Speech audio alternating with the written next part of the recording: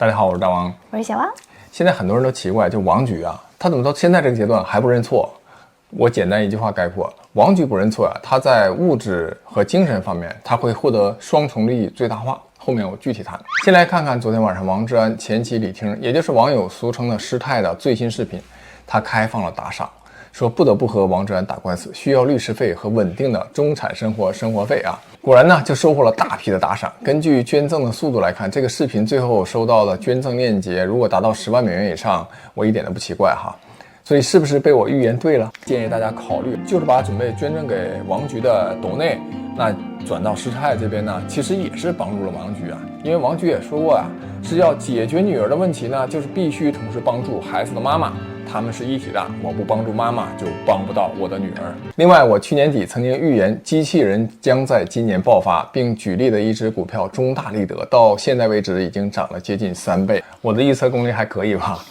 周末给你加个海参。用王菊的话说，就是吃点好的哈。其实预测能力是一个人归根到底最重要的能力。下周我会专门做一期讲如何培养这个预测能力。今天展开聊一聊为什么王菊不认错。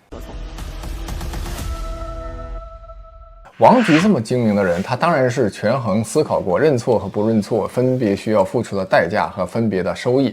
首先咱们换个说法，说如果给王菊1个亿啊，你说王菊他会不会认错啊？如果我是王菊，我肯定就认这个错了哈，因为本身他就是错的，认错呢会有一些其他方面的损失，但是这1个亿的金钱能够弥补这些损失了哈。他前期不是之前还表扬过他，说他在国内做节目的时候有人给他大笔的钱作为封口费吗？他都没接受嘛。那在他前期里，他当时非常有原则，不那么爱钱。那我得给你分析一下这事儿，就为什么当时王菊他不能收这笔钱。咱且不说他有没有原则哈，就说王菊啊，他如果收了这样的封口费，他就会导致啊他未来的职业生涯就会受损，损失更多的金钱。王菊当年的局面已经做起来了，他未来的收入每年年收入1000万，其实都是可以期待的，那就有可能损失更多的金钱嘛，甚至啊王菊还有可能被送进去。封口费这东西是不能轻易收的，如果真收了，大概率就有可能被对方就反手控告，被什么敲诈勒索。当年吴秀波不就是这样的思路吗？控告陈玉林敲诈勒索罪，最终啊陈玉林被判处了有期徒刑3年，缓刑3年，罚金10万人民币。如果王志安当时收了一笔什么封口费，那么对方就会获得完全的主动权啊。拿封口费这个事儿，那就是一个污点，他们就有了王志安的把柄，甚至可以要求王志安把这笔封口费之后呢再吐出来，否则就可以控告王志安，或者在媒体上就披露说王志安获取了封口费，然后披露这些证据，那王志安的职业生涯就肯定完蛋了。当时王志安的局面已经要做起来了，所以按照当时的趋势啊，他其实未来收入1000万其实是非常可以期待的。那么这封口费估计大不了也就几百万，就还有可能导致他职业生涯的结束，所以这点钱是不可能打动他的，甚至又有可能被判刑责。所以只有那种啊涉世未深的傻子，就像陈玉林这样的才去拿这种封口费，像王志安这种老江湖是不可能上这个当的。所以王志安不拿封口费这件事儿啊，我觉得没什么可说的啊，就证明不了什么人品，也不能证明一个人爱钱，也只能证明啊他是一个老江湖，他很聪明，这个东西啊他就是一个雷，是不能碰的。反倒是另一件事儿，就是他采访受害人之后啊，最后受害人在最后节目要播出的最后关头说不希望节目播出，他非常平静的就接受了，并且理解而且安慰了这个受害人。我觉得这件事儿做的还是不错的，但客观说这也只是作为一个调查记者一个基本的操守和应该承担的一个风险。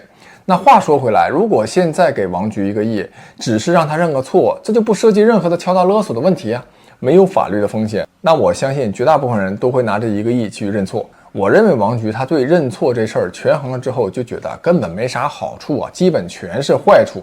我给大家分别从精神和利益2方面分别说说有哪些坏处，最后再讲讲那微小的好处，大家一对比就明白了。首先第一点是精神上的，就王菊啊，他已经是再过几年就要过60大寿的人了，而且又快速的取得了简中互联网海外第一自媒体的地位，加上他累积的知名度，他现在对自我的这个认可那是非常到位的。就是膨胀了呗，说那么含蓄。我保留不同意见，那我更想用自信这个词儿，不是开玩笑啊。我觉得王菊他还是有理由、有底气、有自信的，确实是一个很优秀的自媒体人。节目质量虽然因为频率过高，质量上呢比柴静会差一些，但总体上来说呀，还是远超其他那些听传的时政自媒体。一个人他最有可能认错的年龄是在50岁以前，50岁以后啊，这人基本上就不太会认错了。一方面呢，就是因为知识更新缓慢，这逻辑呢也定型了，这也就意味着认知就停滞了，你很难去说服改变他的观点。即便但凡有那么一回他是真的知道自己错了，但是啊，他也觉得你看自己年纪一大把了，碍于情面呢，他也不会认错。这也就是老顽固这个词的由来。而王菊啊，你看一个奔60的人，他凭啥就认错呀？爱他妈谁谁谁吧。其实大家发现没有，当你年纪越大的时候，你朋友就越少。其中一个原因就是你已经不想惯着别人了，就想放纵不羁，爱自由，爱咋咋地啊。第二点，认错呀，就意味着高级人设的崩塌。王菊的主要人设是这样的啊：真诚、专业性强、认真执着、不贪财、正义、冷幽默。另外还有一些人评价他有偏负面的那个大男子主义。认错的话，就只能保留真诚和专业性这两个人设，而且真诚还是打着引号的真诚，是有着疑问句的真诚，是撞墙了之后才不得不呈现的真诚。其他的人设几乎全部崩塌。冷幽默呀，大家也会觉得没那么幽默了。所以人设崩塌呢，对一个自媒体人来说，损失绝对是巨大的。这就让之前很多关注的人关注的理由就不成立了，脱粉的概率要远高于不认错，继续维护人设。虽然这个人设维护起来会困难一些，但仍旧比这个认错之后的人设要立得住得多。第三点啊，认错就意味着要出钱。你认错，你不可能光有口头表达呀。如果你这个抚养费还是不给到位，那就会有更多的人攻击，说你这个认错只是耍耍嘴皮子，就会引发更多的关于什么伪君子岳不群的讨论。所以认错就一定得拿出真金白银了，而且还不能少了。因为认错之后啊，你看这前妻李婷显然就获得了主动，会盯着这个抚养费的金额。我看我之前的节目的评论里面有一个人很有水平啊，就说师太说了总得有个数吧。王志安就回复不计其数。如果要认错啊，肯定就得计数了这数啊还不能小，而且呢会是成为一个长期的负担，所以从经济上来看就不划算。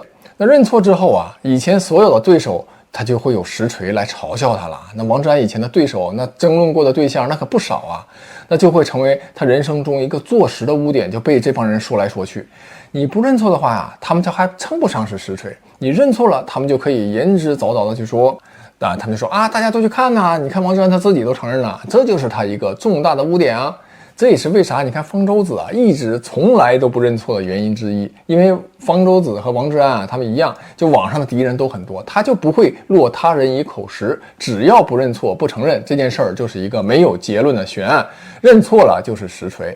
第五点，如果王菊认错了，那么整个事情就有了结论，就不会再有分歧。这也意味着关于这件事的整个热度就会下降。这也意味着前期李青如果这个人气它就下降的话，那么现在它又是正是疯狂的涨粉期。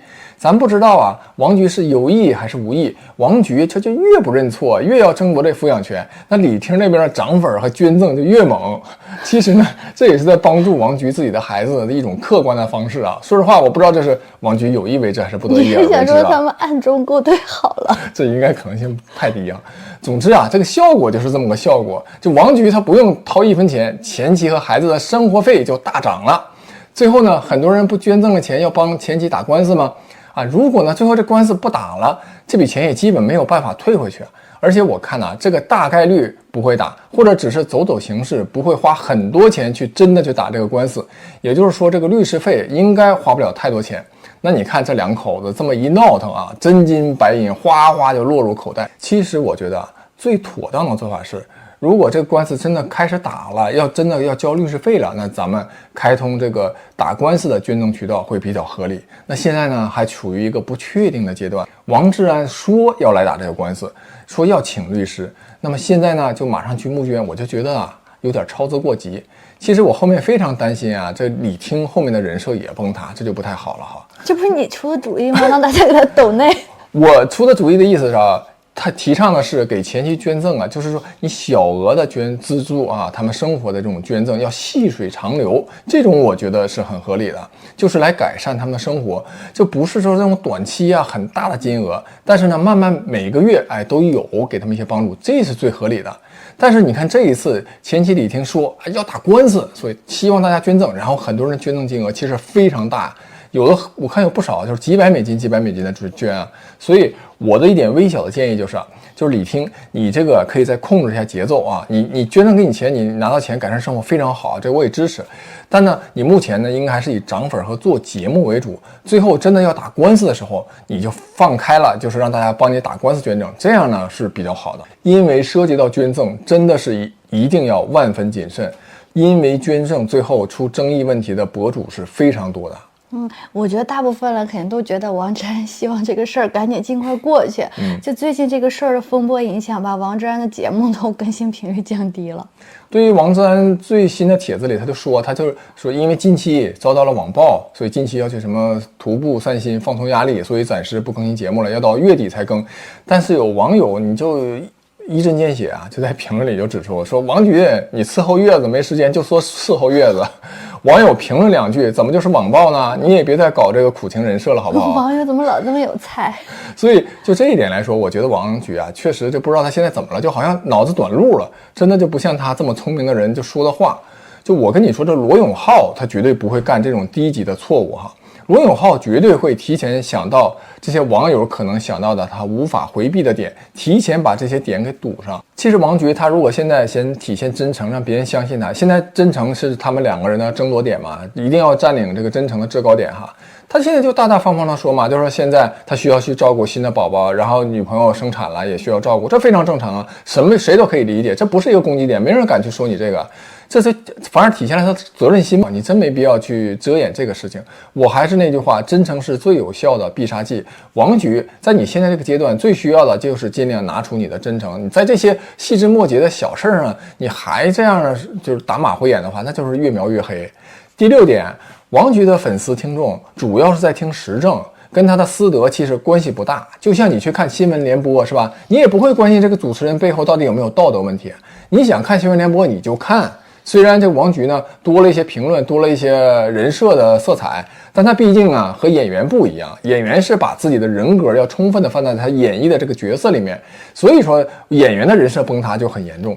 咱们再说王局啊，他是一个男性听众为主的频道，那男性啊相对来说对这些事儿会分得更清楚一些，就没那么感性。就比如京东，你看主力消费群体他也是男性，根本就不会因为京东的老板的那些花边新闻就不去京东下单一样。而且王局经过这么几天的数据显示啊，他就掉了2万粉嘛，所以事实也证明对他的基本盘影响几乎没有。时间慢慢又会让人们忘掉一切，所以王局也觉得没有必要认错了。而且这本身也是一个筛选粉丝的过程，反正他也不可能让所有人都喜欢他，方舟子的粉丝就可能很讨厌他们，所以王局就不 care 这点粉丝的损失。从另外一个角度看呢，那认错呀反而可能会导致更多的掉粉，有些人是看不得自己的崇拜的人的认错和认怂的。王局的人设呢其实是吸引了不少粉丝的，其中一些人是宁可看见你错，但是嘴上不能认错，就是人要硬嘴要硬，不喜欢看到你认错认怂的，就让你一错到底。这个硬的形象就一定要立起来哈，这也是很多人喜欢王局的一个原因。所以他是个硬汉，这方面的人设就不能再崩了。认错呀就相当于不仅道德方面的人设崩了，而且硬汉的面子也没了，反而可能导致失去的更多。综上所述，认错损失总体巨大，包括抚养费等各方面的金钱，优势呢也会转到前期李婷那边。硬人设的人设崩塌，高大上的人设崩塌坐实，成为人生的污点。认错呢自己呢还不开心。那么经过这一番算计之后，所以从逻辑上讲啊，王局不认错是目前看到的最理性的选择。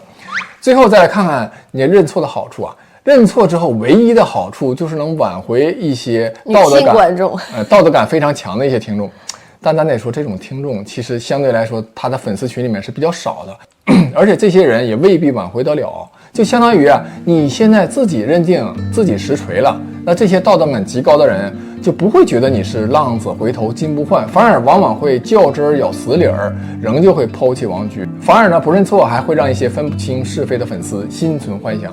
总之啊，就是不认错，目前的确从逻辑上来讲是最合理的选择。说到最后啊，我就给大家提一个思路，其实如果你在做困难选择的时候，就是拉一个清单，把好处和坏处分别列出来，一对比，基本上就豁然开朗。而且即便将来你发现自己选择错了，也可以告诉自己啊，我做过努力了，我思考过了。